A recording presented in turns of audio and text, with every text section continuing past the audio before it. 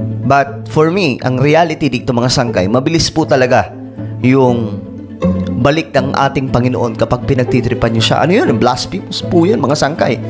Ano yun? Kalapastanganan po yan sa harap ng ating Panginoon. Hindi ba nila nalalaman na ang pangalan ni Jesus, sabi ng Bible, luluhod ang mga nilalang sa langit, mga nilalang sa lupa, mga nilalang sa ilalim ng lupa, at maging mga nilalang sa ilalim ng karagatan. Makapangyarihan ang pangalan ni Jesus. At kung pagtitripan po natin yan, mga sangkay, asahan po natin may balik na hindi magandang mangyayari. No. Hindi Kristyanismo. Mismong si Jesus Christ ang ininsulto ng mga to. Di ba nila alam na ang pangalan ni Jesus, kinakatakutan niya ng mga demonyo? Kinakatakutan ni Lucifer?